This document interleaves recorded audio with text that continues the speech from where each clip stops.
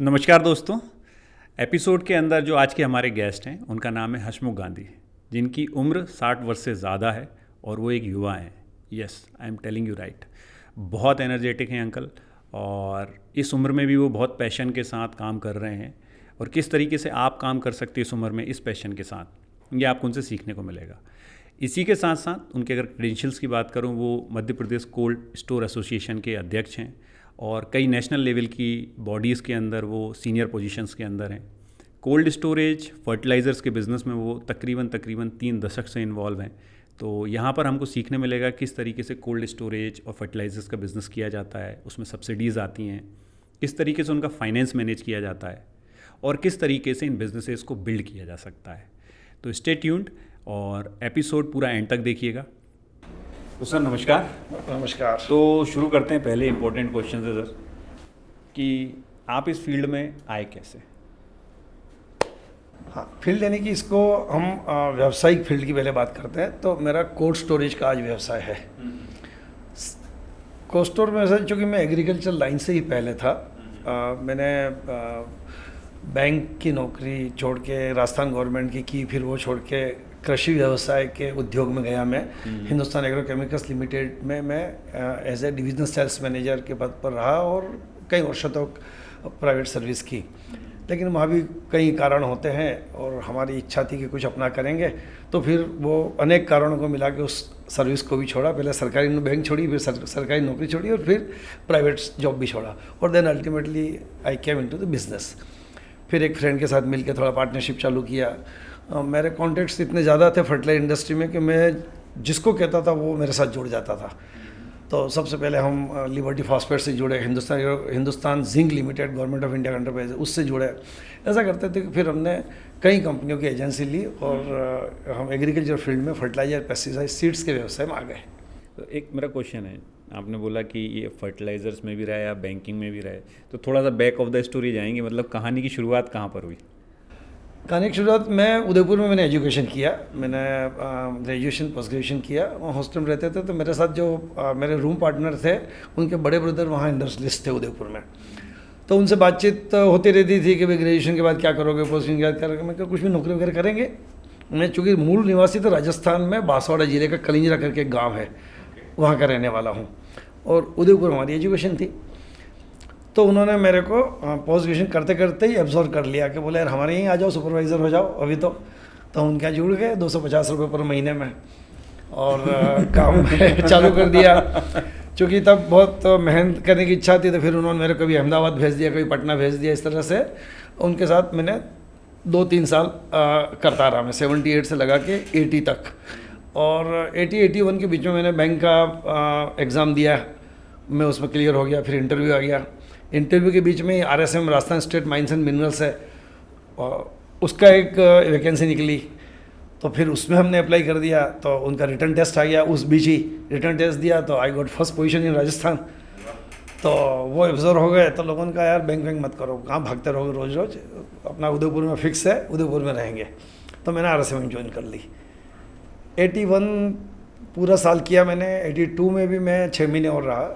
बस उस बीच वो जो हमारे पुराने ओम अग्रवाल करके हैं, हिंदुस्तान एग्रोकेमिकल्स लिमिटेड, उन्होंने कहा कि यार तुम्हारी कमी बहुत खल रही है और हमको मज़ा नहीं आ रहा, तुमको और 4-6 महीने हमको देना पड़ेंगे। और मैंने कहा साहब सरकारी नौकरी छोड़ के थोड़ी करूँगा क्या मैं? तो बोले नहीं, अपन इसका कुछ तरीका निकालते हैं। चूँकि वो बड़े आदमी थे, तो उन्होंने RSM के MD से बात कर ली। बोले मेरा ब्रदर आपके यहाँ काम करता है, उसको अभी 6 महीने की छुट्टी चाहिए। वो ठीक है, मेडिकल दे दो। हमने मेडिकल दे दी, छोड़ के उन्होंने मेरे को इंदौर भेज दिया। फिर यहाँ ऑफिस लिया, सेल टैक्स नंबर लिया, लाइसेंस लिया, डीलर से अपॉइंट किया, और इंटेंसिव ट्रैवलिंग की मैंने पूरे मध्य प्रदेश को। ये समझो कि रोज़ 500-700 किलोमीटर ट्रैवल करता था मैं, डीलर अपॉइंट करना। और वो 6 महीने में इतना रिजल्ट आया कि हमारी उस उदयपुर यूनिट का 50% स्टॉक केवल मध्य प्रदेश से बिकता था। क्या बात कर रहे हैं? हाँ, तो वो हमारे मालिक को और उत्साह आ गया कि अब इसको छोड़ना नहीं है। तो मैंने फिर एक्सटेंशन लिया 1-2 महीने का, लेकिन आखिर गवर्नमेंट है वो नहीं छोड़ती। उन्होंने अल्टीमेटली मेरे को नोटिस भेज दिया कि join within a week, और वो फिर संभव हो नहीं पाया, और अल्टीमेटली मेरी वो सरकारी नौकरी भी चली गई। फिर ये एज ग्रुप क्या था जिस समय ये सब घट रहा था? ये मैं तब 24। 24? हाँ, मेरा 58 का बर्थ है, 82 24 का था मैं। और उस समय आप मैरिड थे, अनमैरिड थे? मैं मैरिड था, बस 81 में मेरी मैरिज हुई थी, बस वो वही समय था सब कुछ। अच्छा, जब नौकरी गई और ये सब हुआ, शादीशुदा थे आप, तो परिवार में बोलते हैं ना बहुत इस तरह, उस समय तो स्पेशली बहुत प्रेशर रहता था, सरकारी नौकरी और बहुत बड़ी बात थी, तो आप पे प्रेशर नहीं आया? नहीं, प्रेशर आया ना, सारे दोस्तों ने रिलेट ने कहा कि तुम्हारे जैसा पागल कोई नहीं है जो इतनी शानदार सरकारी नौकरी छोड़ के और एक प्राइवेट एंटरप्राइज के साथ जुड़ रहे हो। तो अभी वो लोग क्या बोलते हैं? नहीं, अब तो कहते हैं कि यार तुम्हारा डिसीजन बहुत अच्छा था। चलिए, नहीं, that is a very important lesson sir, क्योंकि कई लोग हैं ये चीज़ फेस कर रहे हैं, वो जॉब छोड़ के अपना खुद का कुछ करना चाहते हैं, बट परिवार का, समाज का बहुत प्रेशर है उन पे। तो आपका एग्जाम्पल है, मतलब कि हाँ, अगर ज़रूरत पड़े तो रिस्क लेना चाहिए। बिल्कुल लेना चाहिए। क्या देख के लेना चाहिए? मतलब क्या होता है, कई बार लोग अंधा रिस्क भी ले लेते हैं। नहीं, आपको खुद पे तो कॉन्फिडेंस पहला होना चाहिए कि मैं सरकारी नौकरी छोड़ रहा हूँ तो मैं कर पाऊँगा क्या। तो उस वक्त मेरे को अपना भी कॉन्फिडेंस था कि नहीं, हम करेंगे। और अपने साथ जो लोग थे, कुछ जो अच्छे, उन्होंने भी ये एडवाइस किया कि नहीं, यदि अभी आप यंग हो, नौकरी तो आप सरकारी फिर मिल जाएगी, 2 नौकरी आप छोड़ चुके हो तो अब तीसरी फिर मिल जाएगी, एक बार इसी में ट्राई कर लो और इसमें बेटर है। तो वो, और फिर खुद को कॉन्फिडेंस था कि बोले यार ये भी नहीं रहेगी तो फिर कुछ भी करेंगे। मतलब आपको अपने ऊपर भी भरोसा होना अपने चाहिए, ऊपर भरोसा तो होना चाहिए, उसके बिना तो नहीं होगा। ओके, अच्छा सर, चलिए, जैसा आपने अभी एक चीज़ बताई कि कोल्ड स्टोरेज में आपका बिजनेस अभी है, तो कोल्ड स्टोरेज वाली लाइन में कैसे एंट्री हुई आपकी? ये फर्टिलाइज़र की जो हमने 86 से मैंने चालू किया, फिर 98 तक फर्टिलाइज़र में मध्य प्रदेश में नहीं, भारत में टॉप एंड गुड डीलर के नाम से हम जाने लगे। इंदौर फर्टिलाइजर्स के नाम से मेरा व्यवसाय था ये फर्टिलाइज़र का। फिर 96 में, अब ये भी टर्निंग है, 96 में से पहले मैं सोचने लगा कि हमें फर्टिलाइजर की इंडस्ट्री में जाना चाहिए। उतने ज़्यादा तो अपना कुछ कमाया हुआ नहीं था, अपना खुद का जो थोड़ा बहुत था, लेकिन फिर भी मैंने कहा करेंगे, करेज बैंक से लेंगे, कुछ और करेंगे, ऐसा करके। तो मैंने फर्टिलाइज़र के लिए सुपर फास्फेट एक इंडस्ट्री डालने के लिए हमने एक मंदसौर में ज़मीन ली, उदयपुर के एक पार्टनर के साथ मिलके, लेकिन वो ज़मीन ले ली, लाइसेंस ले लिया, लेकिन वो अल्टीमेटली कन्वर्ट नहीं हो पाया। फिर मैंने इंदौर में 96 में एक ज़मीन ली, तो वो ज़मीन उसी वक्त थोड़ा सा भोपाल का कांड हो गया था, गैस कांड। तो तब fertiliser licence government pollution control clearance देने में बहुत मुश्किल थी, लेकिन बहुत मेहनत करके मैंने वो सब लिया। दिल्ली से मैं एनओसी लाया, पहले पॉल्यूशन कंट्रोल बोर्ड को लैंड दिखाई कि ये लैंड मैं लूँगा, उन्होंने क्लियर की, तो लैंड उन्होंने क्लियर की तो महंगी हो गई, वो महंगी लैंड ली और उसको फर्टिलाइज़र में कंपनी बनाई, सब कुछ किया। लेकिन फिर भी पता नहीं क्यों मन आधा अधूरा होता रहा कि फैक्ट्री में जाना कि नहीं जाना, ट्रेडिंग इतना अच्छा कर रहे हैं, इसी में चलने दो, वो करते। उस बीच मेरे एक मित्र हैं और, तो उन्होंने कहा कि यार तुम फैक्ट्री डालने की सोच रहे हो और हिम्मत नहीं कर पा रहे हो तो कोल्ड स्टोर डाल लो, इसमें हिम्मत की ज़रूरत नहीं है और इसमें बहुत ज़्यादा फेल होने की संभावना नहीं है यदि सेफ रहना चाहते हो तो, और तुम्हारा खाद का व्यवसाय भी चालू रखना। तो वो मेरे से बातचीत कर रहे थे, उसी वक्त उठा के मेरे को ले गए कि बोले चलो मैं तुम कोल्ड स्टोर देखो। तब मैं कोल्ड स्टोर नाम पहली बार ही सुना था, उनका यहाँ तिल्लौर में कोल्ड था, मैं देखने गया। फिर उन्होंने सारी मेरे को स्टेटिस्टिक्स बताई, तो मेरे को स्टेटिस्टिक थोड़ी जमी और मेरे को लगा कि इसमें बहुत हारने वाली कोई बात नहीं है, मतलब जीत दिख रही है। और उस वक्त डिमांड में था कोल्ड स्टोरेज इंडस्ट्री। तो फिर हमने उस पॉइंट पे फर्टिलाइजर छोड़ के और कोल्ड स्टोर की तरफ चले गए। फर्टिलाइजर का भी करते रहे या पूरे ही छोड़ दिया? नहीं, फर्टिलाइजर करते रहे, आज तो हमने कम कर दिया है, पर फर्टिलाइजर उस वक्त तो करते रहे। अभी तो हमने 2020 में फर्टिलाइजर को कम किया है, पेस्टिसाइड बंद कर दिया है, बट हम दूसरे एक CNF के व्यवसाय में चले गए हैं, क्लियरिंग एंड फॉरवर्डिंग एजेंसी के रूप में, स्टॉकिस्ट के रूप में। तो जो फर्टिलाइजर कंपनियां थी उन्हीं कंपनियों के हम CNF हैं आज, करीब 8-10 कंपनियों के, और फर्टिलाइजर को कम कर दिया है। फर्टिलाइजर तो 6 कंपनियां हैं, बट उसका ट्रेडिंग कम करते हैं, इतना नहीं करते हैं।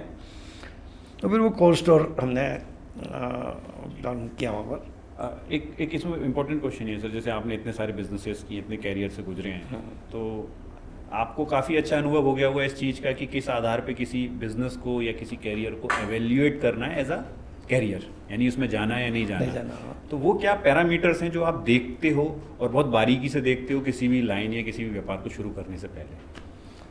हाँ, एक तो मेरी ये देखता हूँ कि बहुत रिस्क तो नहीं होना चाहिए। अभी थोड़ा सा ज़माना, अब वो अलग अलग रिस्क टेकिंग जो ताकत है वो हर आदमी की अपनी अलग है। लेकिन मैं थोड़ा सा देखता हूँ कि ज़्यादा बहुत रिस्क हो तो मैं नहीं एंटर करता हूँ।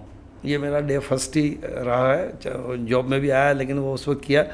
तो मेरे को कोल्ड स्टोर में रिस्क कम लगी। ये इसमें कम रिस्क है। इसमें ये है कि 100 के 101 ही होते हैं, लेकिन 99 बहुत मुश्किल से होते हैं, मतलब 100 के 100 बचे रहते हैं। तो वो एक सेफ़ जोन मेरे को दिखा।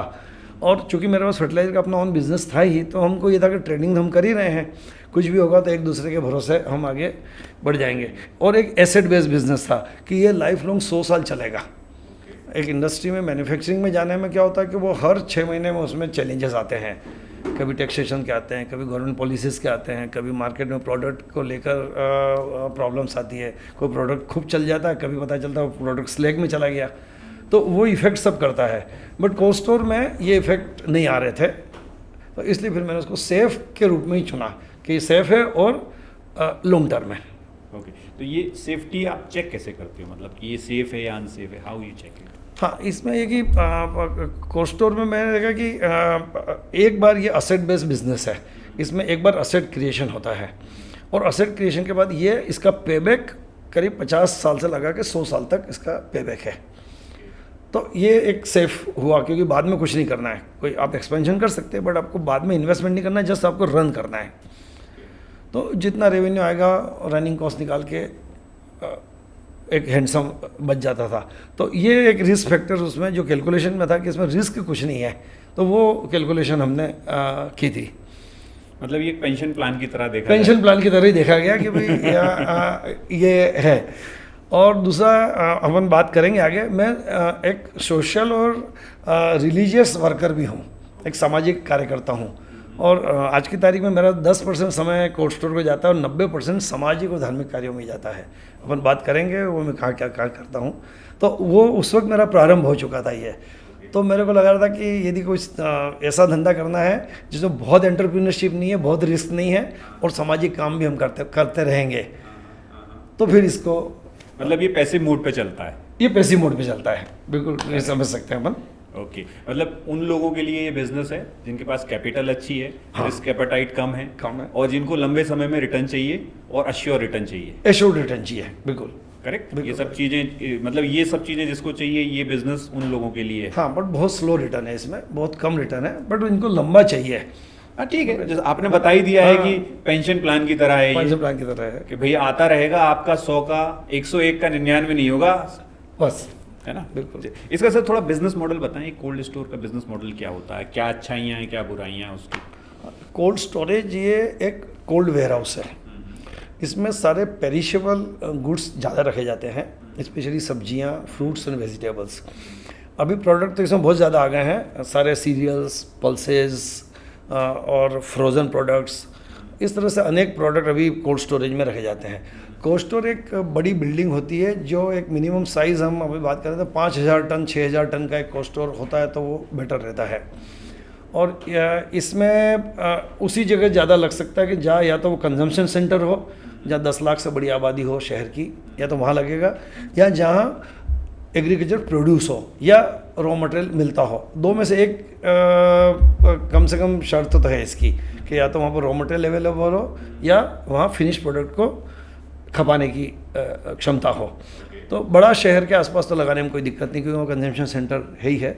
और इंदौर एक अच्छी साइट है, क्योंकि इंदौर में अच्छा एग्रीकल्चर प्रोड्यूस भी है और एक कंजम्पशन सेंटर भी है। तो एक इंदौर ही है, और 5 से 6000 टन की एक मिनिमम साइज़ है जिसको कोल्ड स्टोर लगना चाहिए। इसमें सर लैंड कितनी की ज़रूरत रहती है? लैंड यदि लंबे प्लान हो तो 2 एकड़ से कम लैंड नहीं चलेगी। यदि आपकी आगे प्रोग्रेस करने की इच्छा है तो वो किसी को नहीं पता होता है। इसलिए यदि पहले से 2 एकड़ लैंड लेके चलें तो बहुत अच्छा रहेगा, नहीं तो 1 एकड़ में भी काम हो जाता है, बट 2 एकड़ लेना चाहिए। ओके, और ये खरीदना ज़रूरी है या लीज पर भी काम चलेगा? नहीं, इसको बनाना पड़ेगा।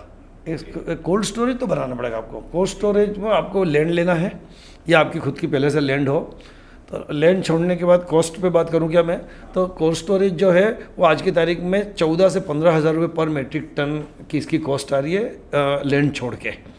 तो एक 6,000 टन का कोल्ड डाला तो 9 करोड़ रुपए कोल्ड स्टोर लगाने में लगेंगे, और लैंड जो भी कॉस्ट की हो, शहर में होगी तो 100 करोड़ की होगी और आउटस्कर्ट्स में होगी तो 10 करोड़ की होगी। आजकल 5-10 करोड़ से कम की लैंड की भी कॉस्ट नहीं है। तो ये मिनिमम पहला 20 करोड़ रुपए का इन्वेस्टमेंट एक 6,000 टन की साइज़ का कोल्ड स्टोर का है।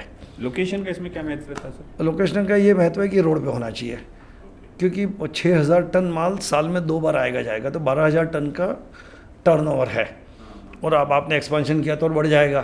तो यदि रोड से नहीं हुआ, अप्रोचेबल नहीं हुआ, तो फिर ट्रकों को आना जाना थोड़ी सी, क्योंकि मूवमेंट बहुत है ना, उतना टनेज का आना जाना है, किसानों के ट्रैक्टर्स आएंगे यदि उनका कोई एग्रीकल्चर प्रोड्यूस रख रहे हैं तो इसलिए यदि रोड साइड हो तो बहुत अच्छा, रोड से हट के भी हो तो एक अच्छी रोड होनी चाहिए अपने कोल्ड वेयर हाउस तक, कोल्ड स्टोर तक पहुंचने के लिए। इसमें सर जो एक सब्सिडी भी होती है ना, सब्सिडी का भी क्या? सब्सिडी इसमें सेंट्रल गवर्नमेंट ने कोल्ड स्टोरेज को, पेरिशेबल गुड्स को सेव करने के लिए तब एक स्टडी आई थी जो वर्ल्ड वाइड भी थी और हमारे कंट्री में भी आई थी कि पेरिशेबल गुड्स स्टोरेज फैसिलिटी के अभाव में बहुत नुकसान हो जाता है। टमाटर है या आलू है या प्याज है या कोई भी और सब्जियां हैं या इवन एप्पल है, कोई भी, वो फैसिलिटी प्रिजर्व करने की नहीं है, और एक क्रॉप आने का पैटर्न है, 2 से 3 महीने ही टोटल क्रॉप आती है, कोई भी क्रॉप हो, और साल भर उसको हमें चलाना है, खाना है, तो हमें कहीं भी प्रिजर्व तो करना पड़ेगा। तो उसके लिए कोल्ड स्टोरेज ही एक साधन है जिसमें कि हम उसको प्रिजर्व कर सकते हैं। तो गवर्नमेंट ने पहले तो इंटरेस्ट फ्री लोन देना चालू किया। नेशनल हॉर्टिकल्चर बोर्ड है NHB करके, जो गुड़गांव में उसका ऑफिस है, ये गवर्नमेंट कृषि विभाग के अंतर्गत ही आता है। तो उन्होंने पहले इंटरेस्ट फ्री लोन चालू किया, फिर बाद में सब्सिडी चालू की, तो 15% आई, फिर अभी 35% सब्सिडी पिछले करीब 15-20 साल से चल रही है, 35% ऑन कैपिटल इन्वेस्टमेंट। तो तब इसकी कॉस्ट जो आ रही थी 6,000 रुपये टन आ रही थी, ये करीब मैं 15 साल पहले की बात कर रहा हूँ। तब उन्होंने 6,000 रुपये टन, बाद में उसको 8,000 रुपये टन बढ़ा दिया। आज कॉस्ट 15,000 रुपये टन हो गई है, लेकिन सरकार आज भी 8,000 पे अटकी हुई है। यदि आपको कोल्ड स्टोर लगाना है तो आपको 8,000 रुपये टन पे तो 35% सब्सिडी मिलेगी, लेकिन आपको खर्च 15,000 रुपये टन करना है। इसका मतलब है कि अगर किसी ने 10 करोड़ रुपए लगाए हैं, गवर्नमेंट कैलकुलेशन 6 करोड़ का ही करेगी। हाँ, 8,848, 5 करोड़ ही करेगी। 5 करोड़ ही करेगी। 5 करोड़ का 35% वो सब्सिडी देगी। वो सब्सिडी देगी। ओके, बस 1 करोड़ 40 लाख करीब सब्सिडी आती है मैक्सिमम, बस इतने। उसके बाद आपको सब्सिडी नहीं आएगी, वो बाकी पैसा आपको लगाना, क्योंकि कॉस्ट बहुत बढ़ गई है और अभी उन्होंने नॉर्म्स रिवाइज़ नहीं किए हैं। एक छोटा नॉर्म और अभी नॉर्म्स रिवाइज़ किया, 10,000 रुपये टन तक देने लगे हैं, लेकिन उसमें उन्होंने बहुत एडिशंस कर दिए हैं, ये करोगे तो, ये करोगे तो, ये करोगे तो इसलिए वो 10,000 रुपये पर भी 35% देते हैं। तो ये सब्सिडी एक बार में आती है, टुकड़ों में आती है? ये नेशनल हॉर्टिकल्चर बोर्ड है जो वहाँ पर, और एक NHM है, नेशनल हॉर्टिकल्चर मिशन। तो जो मिशन है वो स्टेट गवर्नमेंट के थ्रू काम करता है। जो स्टेट गवर्नमेंट का डिपार्टमेंट होता है एग्रीकल्चर डिपार्टमेंट, उसके थ्रू आजकल तो स्टेट में भी हॉर्टिकल्चर डिपार्टमेंट अलग से बन गया है। जैसे हमारे यहाँ भी मध्य प्रदेश में हॉर्टिकल्चर मिनिस्ट्री अलग है और एग्रीकल्चर मिनिस्ट्री अलग है, हॉर्टिकल्चर का मिनिस्टर भी है। तो हॉर्टिकल्चर वो NHM के अंतर्गत आता है, नेशनल हॉर्टिकल्चर मिशन में। तो हॉर्टिकल्चर डिपार्टमेंट के थ्रू तो 5,000 टन का तक का कोल्ड स्टोर लगाते हैं, तो वो NHM उसको सर्व करता है। उन्हें सब्सिडी उनके थ्रू रूट होगी, आएगी तो सेंटर से ही। और यदि 5,000 टन से ऊपर का कोल्ड लगाते हैं तो आपको डायरेक्ट NHB में अप्लाई करना है। वहाँ से पहले लेटर ऑफ इंटेंट लेना पड़ता है कि पहले कोल्ड बनाने से पहले आपको ज़मीन आपकी होना चाहिए, आप अपना प्लान बना लीजिए, लोन सेंशन करा लीजिए, सब्सिडी सेंशन करा लीजिए, उसके बाद ही आप प्रारंभ करेंगे। बने हुए पे सब्सिडी नहीं मिलती है, या बनाना चालू कर देंगे तो भी सब्सिडी नहीं मिलेगी। रिइंबर्समेंट नहीं होता है? नहीं, रिइंबर्समेंट नहीं होता है। आप पहले उनकी कंसर्न चाहिए, तब आप स्टार्ट कर सकते हैं वर्क। तो आपको पहले फर्म हो जाना पड़ेगा, ज़मीन खरीद लेना, प्लान बना लेना, लोन सेंशन करा लेना, and then you have to go to the subsidy. और सब्सिडी का LOI मिल जाएगा, लेटर ऑफ इंटेंट, तो आप पहला गड्ढा खोद पाएंगे। एक क्वेश्चन और सर, इसमें कई लोग कोल्ड स्टोर बना लेते हैं, बना चुके हैं, अब उन्होंने X बैंक से लोन लिया है ना, और वो उसको ट्रांसफ़र करा के Y बैंक में जाना चाहते हैं। तो कई बार ऐसा देखने में आया है कि बोलते हैं कि सब्सिडी नहीं आएगी या सब्सिडी रुक जाएगी, ऐसा भी कुछ होता है क्या? नहीं, सब्सिडी आप बैंक चेंज करेंगे तो तकलीफ आएगी, आपको कंसेंट तो एनएचबी की लेना ही पड़ेगी, मतलब उनको हमेशा कॉन्फिडेंस में रखना पड़ेगा। ओके, उनकी कंसेंट लेके कर सकते हाँ, हैं। उनकी कंसेंट लेके कर सकते हैं। बैंक की कोई प्रॉब्लम है, कुछ है तो आप बैंक चेंज कर सकते हैं। वो बैंक वहाँ पर सारी जो भी हाइपोथिकेशन है या गारंटी है सारी है वो ट्रांसफ़र हो जाएगी नई बैंक को, और वो सब्सिडी रिएम्बर्स होती है बैंक को ही। बैंक पूरा फाइनेंस कर देती है, सब्सिडी इंक्लूडेड सब्सिडी, मतलब बैंक लेके चलती है कि आपको 3 करोड़ रुपए हमसे मिलेगा, 1.5 करोड़ रुपए वहाँ से आएगा, तो 4.5 करोड़ फाइनेंस बैंक हमें कर देगी, और वो 1.5 करोड़ रुपये रिएम्बर्स बैंक को होगा। हाँ, तो इसलिए वो बैंक तो श्योर है, कोई दिक्कत नहीं, उसको तो गवर्नमेंट से एक बार सेंशन आ गया तो उनको मिलना है, तो वो हमें 4.5 करोड़ रुपया, तो इसलिए हमारी भी तकलीफ खत्म हो जाएगी, हमें आज ही 4.5 करोड़ मिल गया। ओके, और जैसा आपने बताया कि लॉन्ग टर्म इन्वेस्टमेंट है, तो इसमें आरओआई जो है, जैसे 10 करोड़ की कैपिटल पे सालाना क्या रिटर्न मान के चल सकते हैं? नहीं, बहुत कम रिटर्न है सर। रिटर्न इसमें देखिए, इसमें मैन्युफैक्चरिंग नहीं है जिसमें कि हम पहले 10 रुपये इनपुट लगाते हैं, 11 रुपये 3 महीने में हो जाएगा, फिर 10 रुपये लगाएंगे। इसमें टोटल पैसा पहले दिन लगा देना है, क्योंकि ज़मीन में और कोल्ड स्टोर बिल्डिंग में, और कोल्ड स्टोर की जो भी उसे इंडस्ट्री कहेंगे हम, तो इंडस्ट्री है, तो उस इंडस्ट्री में पूरा पैसा लगा देना, बाद में किराया वसूलना है बस खाली, आपको किराया आना है। इसलिए आरओआई बहुत लो है, मतलब 5-6 साल तक तो आदमी ब्याज और किस्तें चुकाता है यदि उसने फाइनेंस लिया है तो इसलिए हम तो लोग कहते हैं लोगों को कि जितना पैसा लगता है उतना आपके पास होना चाहिए। आप लोन लोगे अलग बात है, लोन तो ले लीजिए, बट यदि 20 करोड़ रुपये इन्वेस्ट करने की सोची है तो 20 करोड़ आपके पास होना चाहिए। आप समझो कि मेरे पास 4 करोड़ है, 80% वहाँ से ले लूँगा, ऐसा कर लूँगा, तो उसमें कोई कोल्ड स्टोर में ऐसा इनकम तो है नहीं इमीडिएट जो आपको चुकता कर देंगे, या आप में चांस भी नहीं है। मैन्युफैक्चरिंग में तो आप कोई बूम आ गई तो 150% प्रोडक्शन करके और फ़ायदा ले लोगे, इसमें तो कुछ कर नहीं पाओगे। 5000 टन का तो बस 5000 टन ही भरना है आपको, तो इसलिए स्लो रिटर्न है बट लॉन्ग टर्म है, और जिनको शांति से बैठ के व्यवसाय करना है उसके लिए है। ओके, इसमें एक क्वेश्चन और है सर कि फिर ये बिज़नेस अगर कैपिटल वाले ही कर सकते हैं, है ना, तो एक क्वेश्चन और भी आता है इसमें कि जिन लोगों के पास कैपिटल कम है या नहीं है वो क्या करें? नहीं, उनको नहीं लगाना चाहिए भाई। जैसे पिक्चर हॉल, मॉल, ये हर कोई तो नहीं लगा सकता ना, तो इसी तरह ये कोल्ड स्टोर भी एसेट बेस्ड बिजनेस है कि जिसमें पैसा आपका खुद का तो होना ही चाहिए, क्योंकि उसमें एसेट आप उतरे हैं, अदरवाइज ना उतरे। हाँ, आपके पास यदि बैंक से जुगाड़ करूँगा, बाजार से ले लूँगा थोड़ा इधर, तो ऐसे जुगाड़ से तो क्योंकि पहले सब खर्च हो जाएगा और गलती से 3 साल नहीं चला, तो हमारे यहाँ से कई फेल्यूर केसेस हैं जिन्होंने ऐसा किया, अल्टीमेटली कोल्ड स्टोर बिक गया, कहीं तो सुसाइड के केसेस हैं, क्योंकि इसमें यदि 3 साल नहीं चला, हमारा ही केस है, मैंने 99 में चालू किया सर, 2004 तक हमारा स्लेक रहा, और हम 2004 तक उभर नहीं पाए, और एक बार तो सोच लिया था कोल्ड स्टोर बेच देना चाहिए, अपन गलत फंस गए, क्योंकि उसी वक्त ड्रॉट आ गया, 3 साल कंटिन्यूस ड्रॉट रहा, आलू की क्रॉप नहीं आई, कैपेसिटी यूटिलाइजेशन मुश्किल से 40% 50% होता था, और 50% की जो रेवेन्यू होती थी वो खर्चा भी पूरा नहीं करती थी, ब्याज भी चुकाना है, और तब हमने लोन लिया था MPFC से 19% ब्याज पे। अब आप समझिए कि 19% कैसे चुकाना, और 19% वो भी चुकाना, किस्त भी चुकाना, और कोल्ड स्टोर का खर्चा भी निकालना, और कैपेसिटी 50% से ऊपर भर नहीं रही है, क्योंकि नए हैं, एग्जिस्टिंग कैपेसिटी से भी कंपटीशन करना, और मार्केट पहले ही ख़राब है क्योंकि क्रॉप ही नहीं आ रही, बारिश ही नहीं हो रही है, 3 साल तक कंटिन्यू ड्रॉट हो गया। मतलब ये बिज़नेस जो है ना, किसी सीजनड आदमी को अच्छी कैपिटल के साथ, और किसी अगर आप सीजनड नहीं हो तो किसी के साथ पार्टनरशिप में या किसी ऐसे व्यक्ति को लाओ जिसको अनुभव हो, तभी करो, अदरवाइज आप इसमें मत उतरो। हाँ, वापस मत उतरो इसके अंदर। ओके। अच्छा, एक चीज़ और सर, ओवर क्राउडेड मार्केट हो गया है, ऐसा मैंने कई लोगों से सुना है, मेरे कई कस्टमर्स हैं वो भी बताते हैं ऐसा, इज़ दैट ट्रू? हाँ, क्योंकि गवर्नमेंट की सब्सिडी जो स्कीम है उसमें बहुत लोग आ गए हैं, और जितनी कैपेसिटी रिक्वायरमेंट है उससे ज़्यादा तो कोल्ड स्टोर बन गए हैं। लेकिन कोल्ड स्टोर में 2 तरह का है कि एक नई टेक्नोलॉजी के साथ कुछ अलग हट के कोल्ड स्टोर की कई तरह की वैरायटी होती है, वो बनाए तो वो अलग सब्जेक्ट है। यदि हम सभी लोग क्या करते हैं कि पुराने पैटर्न पे ही बनाते हैं, और आलू है या सीरियल्स है, पल्सेस है, फ्रूट्स है, वेजिटेबल्स, केवल इन्हीं के लिए कोल्ड स्टोर बना देते हैं जैसा ट्रेडिशनल चला आ रहा है। तो ट्रेडिशनल का अब ज़माना बहुत, उसमें अभी कंपटीशन बहुत हो गया है, मतलब ओवर कैपेसिटी हो गई है ट्रेडिशनल कोल्ड स्टोर, क्योंकि सब्सिडी गवर्नमेंट की स्कीम है। और मैं तो कोरोना इफेक्ट भी कहूँगा, कोरोना के बाद लोगों को सेफ बिजनेस की तरफ जाने की पता नहीं क्यों आदत हो गई है। लोग रिस्क लेना पता नहीं कम कर रहे हैं, और उल्टा मैं कहूँगा छोटा वैराग्य सा आ गया है कि यार बोले क्या करना है, तो वो ऐसा सेफ धंधा ढूंढने, बोले अपन कुछ कर लो, थोड़ा बहुत आता रहेगा और जीवन चला लेंगे।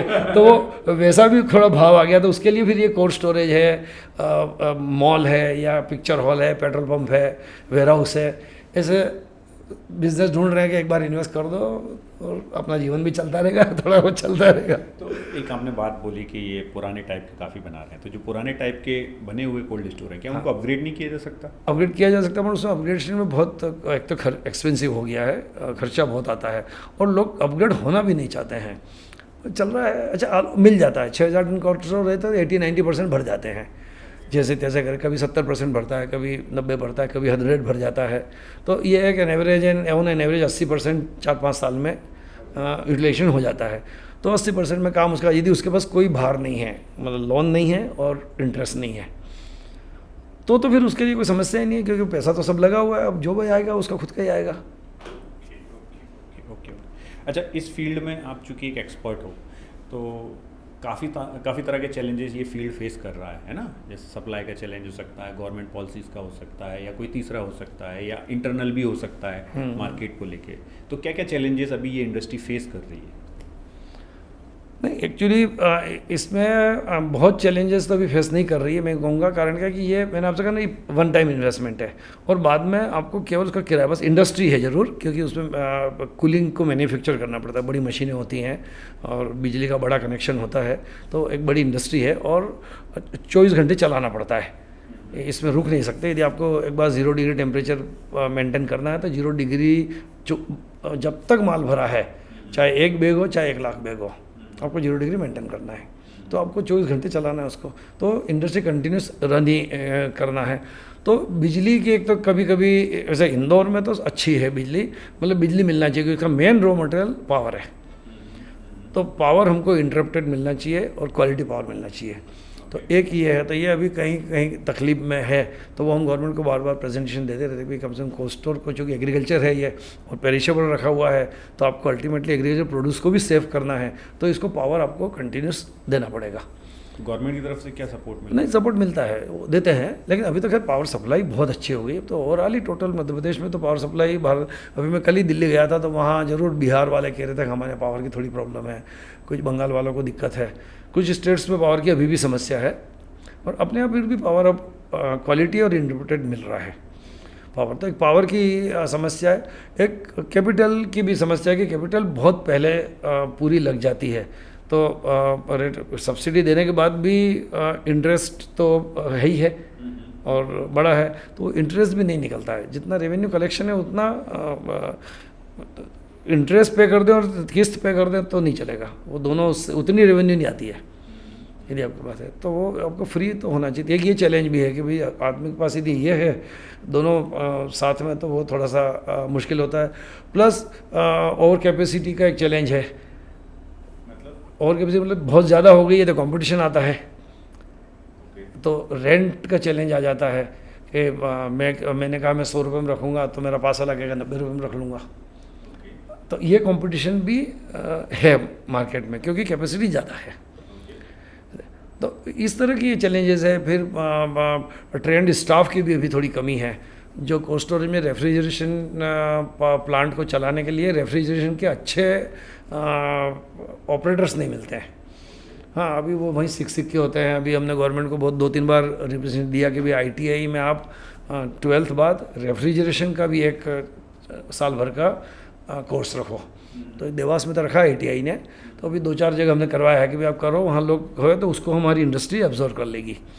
तो वो भी हम कोशिश कर रहे हैं कि अच्छा ट्रेंड स्टाफ मिलेगा तो और बेटर होगा। तो अभी एक ट्रेंड स्टाफ की भी थोड़ी सी कमी है। ओके, ये 4 चैलेंजेस हैं। ये 4 चैलेंज तो है, और भी हिडन छोटे मोटे चैलेंजेस तो एक इंडस्ट्री चलाने में तो मेजर ये है, बाकी हैं चैलेंज तो बहुत है, क्योंकि अल्टीमेटली इंडस्ट्री है। लास्ट में आपने जिक्र किया कि ये आपको एक सर्टेन टाइप के मैकेनिक्स की या ऑपरेटर्स की ज़रूरत है जो नहीं हो पा रही है। तो कोल्ड स्टोरेज जो पूरा एक फील्ड है, ये तकरीबन कितना एम्प्लॉयमेंट जनरेट, एक कोल्ड स्टोरेज कितना एम्प्लॉयमेंट जनरेट? एक कोल्ड स्टोरेज में करीबन 15 लोग तो होते हैं, स्टाफ, टेक्निकल और कॉमर्शियल दोनों मिला के। फुल टाइम 24 घंटे के फुल टाइम। और मतलब कॉमर्शियल स्टाफ दिन का होता है, बट मशीनरी का स्टाफ तो 24 घंटे, वो तो 24 आवर्स चलती है, तो उनको 2 शिफ्ट 3 शिफ्ट में उनको बांट के रखते हैं। और लोडिंग अनलोडिंग के हमाल होते हैं, तो वो करीबन जैसा कॉस्ट हो, जैसी साइज़ है, 20 से लगा के 50 तक वो होता है। तो टोटल ये समझो कि 50 का एक स्टाफ तो होता ही होता है एक कोल्ड स्टोरेज में। तो यानी अगर हम बात करें, जैसे अगर हम एमपी की बात करें, एमपी में आज तकरीबन कितनी कोल्ड? 350 कोल्ड स्टोरेज है अभी। और एक्चुअल ज़रूरत कितने की है? बस इतने की ज़रूरत है। वो 5-10% की ग्रोथ जो हर इंडस्ट्री में आती है वो हर साल आती है। हर साल 10-20 कोल्ड स्टोर हर साल ऐड हो रहे हैं। हाँ, ठीक है। अच्छा, एक और चीज़ जो आपने कैपिटल को लेकर जिक्र किया था, उसके लिए गवर्नमेंट कुछ कर रही है आप लोगों के लिए? नहीं, गवर्नमेंट तो बस एक काम तो सब्सिडी दे रही है कि भाई चूँकि ये बड़ा इन्वेस्टमेंट है तो 15-35% सब्सिडी दे रही है। बस उसने कॉस्ट नहीं बढ़ाई है, 8,000 रुपये और 10,000 रुपये 2 कॉस्ट रखी है, बाकी 15,000 रुपये कॉस्ट आ रही है। तो वो बस 35% सब्सिडी वो मिल जाएगी। वो अब मिलने लगी है। NHB से तो फास्ट मिल जाती है। जैसे आपका काम बढ़ता जाएगा वो 2 या 3 फेज में बैंक को दे देगी, और बैंक आपको फाइनेंस पहले ही कर रही है, इसलिए वो एक एलिमेंट तो नहीं है। बट बाकी पैसा आपका होना चाहिए, क्योंकि जो एक्स्ट्रा 50% अभी कॉस्ट आ रही है 115,000, तो वो पैसा तो आपको 100% आपको ही लगाना है ना। करेक्ट। और तो बैंकिंग की तरफ से भी इसमें कुछ फैसिलिटीज़ मिलती हैं कि नहीं मिलती? नहीं, बैंक में कुछ नहीं। बैंक तो जैसे नॉर्मल एक इंडस्ट्री को सपोर्ट करते हैं वैसा वो कोल्ड स्टोर को भी करते हैं, फाइनेंस कर देते हैं, और जो सब्सिडी आने वाली उसको भी फाइनेंस कर देते हैं। तो आप कुछ चाहते हैं कि अगर मतलब कुछ स्पेसिफिक चेंजेस मिल जाएं आपकी इंडस्ट्री के हिसाब से तो बहुत अच्छा रहेगा? नहीं, मैं तो गवर्नमेंट के हिसाब से चाहता हूँ कि यदि हम 5 करोड़ रुपए तक का यदि जाते हैं तो सरकार कहती है कि नॉन कोलेटरल आपको लोन मिलेगा। बैंक सर अभी कोई नहीं देती है बिना कोलेटरल, मतलब हर बैंक कहीं ना कहीं अड़ा देती है, मकान के पेपर लाओ, घर के पेपर लाओ, उसके लाओ, तो उसमें आदमी बहुत परेशान होता है।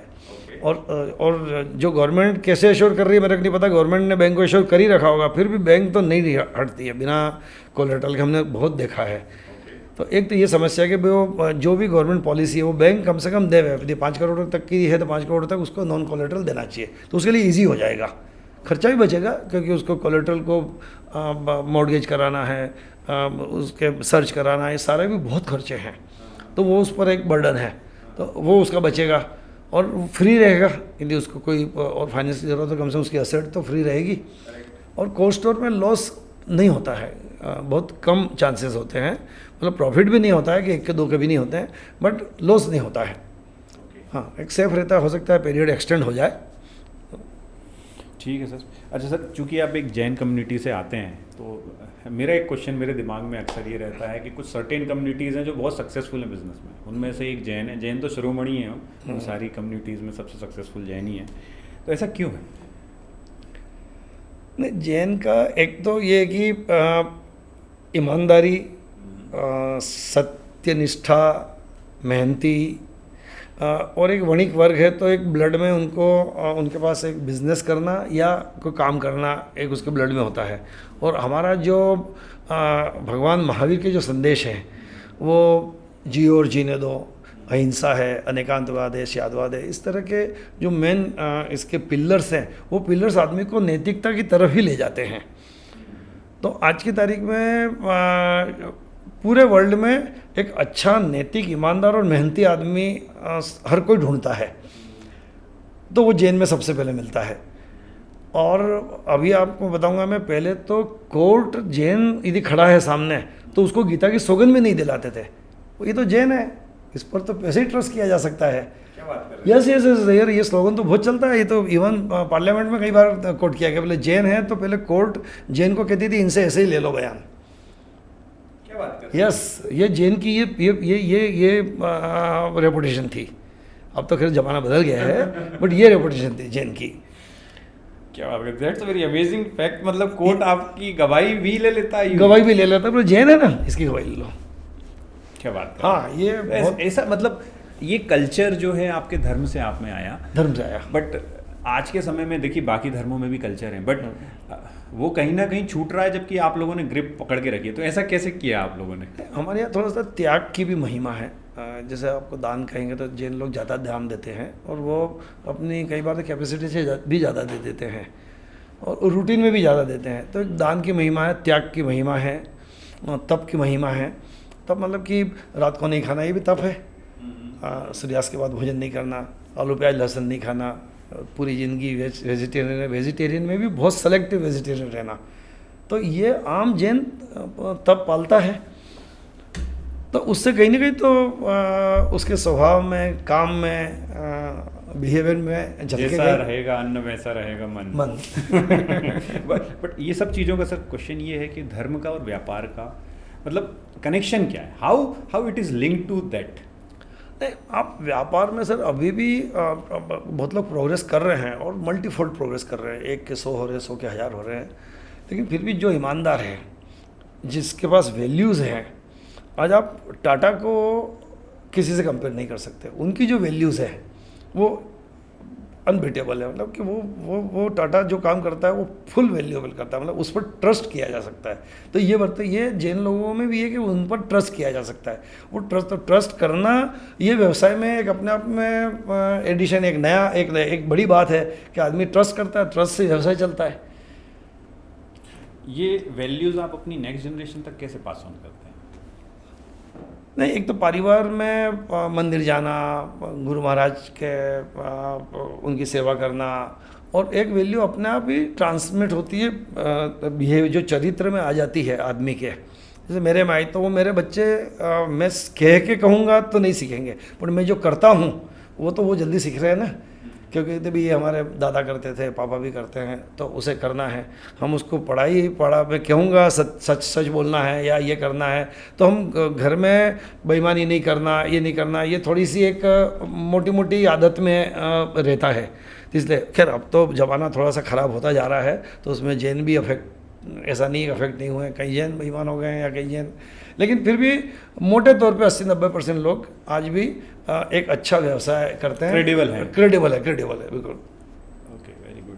अच्छा सर, जैसे कि अभी हम लोग आखिरी फेज़ की तरफ बढ़ रहे हैं, तो एक बहुत इंपॉर्टेंट क्वेश्चन ये है कि एक बैंकिंग बहुत इंपॉर्टेंट पार्ट होता है हर बिज़नेस का, तो और फाइनेंसेस आप अपने लाइफ में और अपने बिज़नेस में कैसे अच्छे फाइनेंसेस को मैनेज करते हैं और क्या चीज़ें फॉलो करते हैं जिससे कि वो अच्छे से चलें?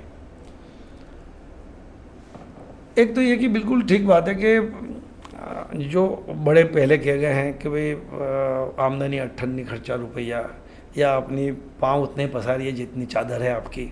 तो ये तो बेसिक थंब रूल है फाइनेंस लेने में या अपनी फाइनेंस की स्थिति को अच्छी रखने के लिए। तो ये आदमी को पहले सोच के करना चाहिए। बैंक से फाइनेंस लेने में भी अब वो तो सभी तरह के उसको सोचना ही चाहिए कि यदि मैं फाइनेंस लूँगा तो कैसे पे आउट होगा। तो उसका जो बिज़नेस स्ट्रक्चर है वो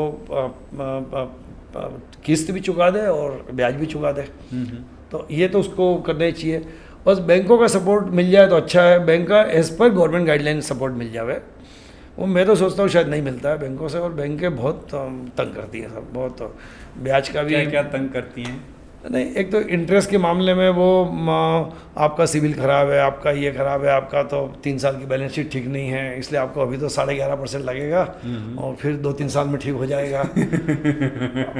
अब वो ये फिर कोलेटरल ले लेगी और अब वो मंथली इंटरेस्ट और 3 महीने में ख़राब रिकॉर्ड हो जाना, ये सारी बातें हो गई। तो वो थोड़ा सा बैंक के साथ फाइनेंस लेना वो टफ होता जा रहा है आदमी के लिए, क्योंकि बिजनेस में तो अल्टीमेटली अनसर्टेनिटी बहुत है। ओके, मतलब कोई भी बिजनेस, इवन में कोस्टल बिजनेस बहुत सेफ है, लेकिन फिर भी अनसर्टेन तो है। करेक्ट। आपने समझा कि मैं 6000 टन का लगाया है और पहला पता चला आपको 1000 टन भी माल नहीं आया, तब तो माइनस में होगा ना, क्योंकि आपने खर्चा तो करीब 40 से 50% तो बिजली पे, सर्विसेज पे और एसेट के मेंटेनेंस पे खर्च है। तो आपका 50% भरे जब तक तो ब्रेक इवन ही नहीं आ रहा है। तो आपको 10% भरा तो अब सारा और 10% चला के खर्चा वही करना है, चाहे 10% भरो चाहे 100% भरो।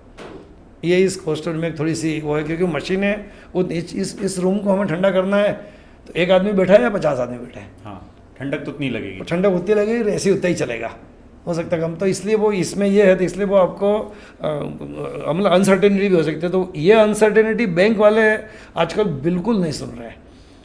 ओके। वो तो पहले फिर भी सुनते थे, रिफाइनेंस कर देते थे कुछ हो, अब तो 1 महीने में इंटरेस्ट नहीं गया, अगले महीने ही आप एनपीए की तरफ बढ़ गए हो। तो और मतलब क्वेश्चन सर ये बहुत इंपॉर्टेंट क्वेश्चन है कि कैश फ्लो आज की डेट में बहुत इंपॉर्टेंट है, करेक्ट?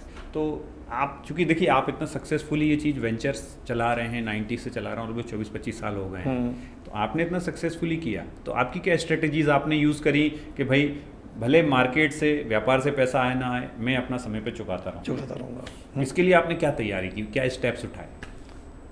नहीं, जब तक हमारे पास लोन था हमने दूसरे थोड़े से खर्चे उन सबको कर्टेल किया, और वो हमने किया। उस वक्त हमने 2006 से 10 के बीच में हमने फुल कर्टेल किया, सारे एक्सपेंसेस को कर्टेल किया, और पहले कोशिश की कि बैंक का चुक जाए, उसके बाद ही हम अपना ध्यान देंगे।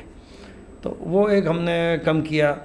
फिर बिज़नेस में प्रॉफिट ज़्यादा से ज़्यादा आ जावे जिससे कि ये चुक जाए, वो भी हमने कोशिश की।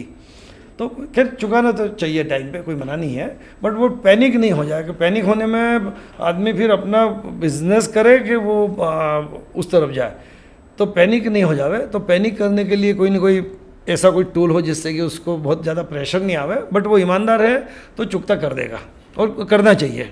आपने जो रणनीति अपनी मतलब 2 पॉइंट्स किए, आपने खर्चे कम किए, हाँ। और दूसरा जो प्रॉफिट आया उससे लोन को जल्दी से जल्दी उसको चुका दिया। Okay okay. अच्छा, एक लास्ट और बहुत इंपॉर्टेंट क्वेश्चन सर, कि व्यापारी अपनी हेल्थ पे ध्यान नहीं देते, अक्सर मैंने ये देखा है। तो आप काफ़ी हेल्दी लग रहे हैं, मुझे फिट लग रहे हैं इस उम्र में इतने, तो आप क्या करते हैं अपनी हेल्थ को मेंटेन करने के लिए? हेल्थ को एक तो एक्टिव रहना चाहिए आदमी को, पहली कंडीशन तो एक्टिव तो होना ही चाहिए, पैसिव तो होना ही नहीं चाहिए, फुल एक्टिव होना चाहिए। मैं बिज़नेस में मैं Madhya Pradesh cold storage association का अध्यक्ष भी हूँ, और साथ ही मैं हमारा फेडरेशन है, federation of cold storage association of India, जिसमें कि 17 स्टेट्स हैं, उसका मैं नेशनल ट्रेजरर भी हूँ।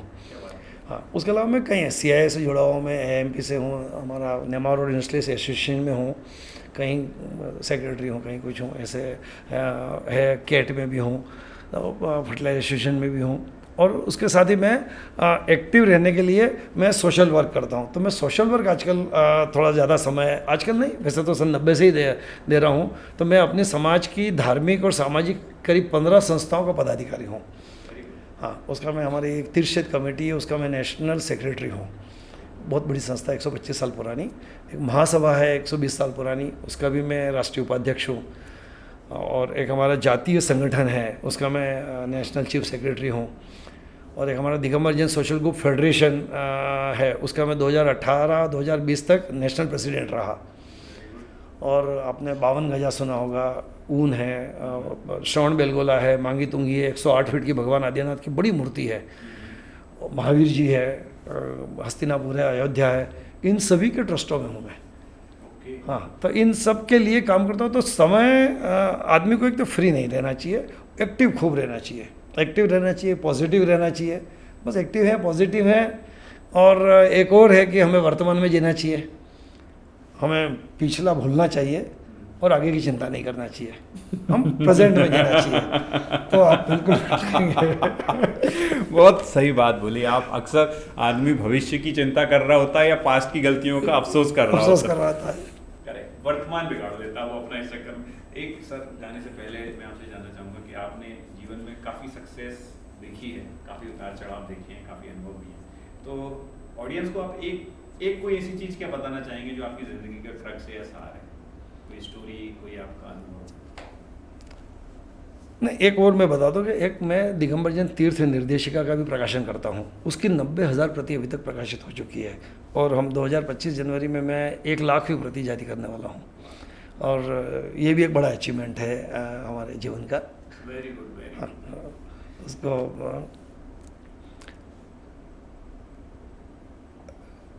जो मैं आपसे इतनी देर से कह रहा हूँ कि भाई आदमी को ईमानदार होना चाहिए, अपने प्रति भी, परिवार के प्रति भी, व्यवसाय के प्रति भी, समाज के प्रति भी, पूरी तरह से ट्रांसपेरेंट और ईमानदार होना चाहिए। इसकी कोई जोड़ नहीं है किसी भी तरह से, और मेहनती होना चाहिए, पॉजिटिव होना चाहिए। ये 2-3 क्वालिटी है, ये हर किसी में होना चाहिए, तो वो उसको सक्सेस कहीं रोक नहीं पाएगी। क्योंकि लोग बेईमान चालबाजों का अल्टीमेटली राज खुल जाता है। चाहे 1 महीने में खुले, चाहे 10 साल में खुले, पर खुल जाता है। खुल जाता है, वो छूटता नहीं है। और फिर वो ट्रस्ट जहाँ बिगड़ा, ख़त्म बात। और हेल्दी रहने के लिए ये है कि भाई आप व्यस्त रहें और मस्त रहें। तो व्यस्त रहेंगे तो बिल्कुल हेल्थ ठीक रहेगी। और बाकी तो जो अपना है, योगा है, हमारे प्रधानमंत्री भी कहते हैं, या मॉर्निंग वॉक करना है, जल्दी सो जाओ, जल्दी उठ जाओ, नियमित दिनचर्या रखो, अच्छा फूड लो। तो हम वेजिटेरियन हैं, ये भी प्राउड करते हैं कि ये भी शायद हेल्थ को सपोर्ट करता है। Correct correct correct. आपने जो बात बोली सर, सिंपली अगर मैं उसको समराइज़ करूँ तो सबसे बहुत इम्पोर्टेंट हेल्थ का एक इम्पोर्टेंट पैरामीटर होता है स्ट्रेस। आपने जो सोशल हेल्थ अपनी अच्छी कर रखी है, उसकी वजह से आपका स्ट्रेस नहीं रहेगा, और स्ट्रेस नहीं होने की वजह से आपकी बहुत सारी चीज़ें तो खुद ब खुद समाप्त हो जाएगी। ठीक है, very nice and thanks sir आपका समय देने के लिए। मैं जल्दी अगली बार फिर आपसे बार कनेक्ट करूँगा, क्योंकि आपने जो 2-3 चीज़ें बताई हैं वो काफ़ी इंपॉर्टेंट और डीप टॉपिक हैं जिनके ऊपर बात की जानी चाहिए, और हम लोग कनेक्ट करते हैं। शेखर जी, वैसे जीवन में हंसमुख भी रहना चाहिए, ये एक नंबर 1 रिक्वायरमेंट है। और मेरा नाम हंसमुख है, तो मैं कोशिश करता हूँ कि हंसमुख रहूँ और सबको हंसमुख रखूँ। तो उसके लिए मैं एक 4 लाइन में कहना चाहता हूँ। बिल्कुल बताओ सर, ये 4 लाइन। कोई रात अमावस तो कोई रात पूनम, पर चांदनी उसकी जो चांद पाना सीख ले। यूँ तो आए हुए हम इस जीवन में रोते हुए, लेकिन सारा जहां उसका है। जो मुस्कुराना सीख ले, यूँ कि हंसमुख होना सीख ले। अरे वाह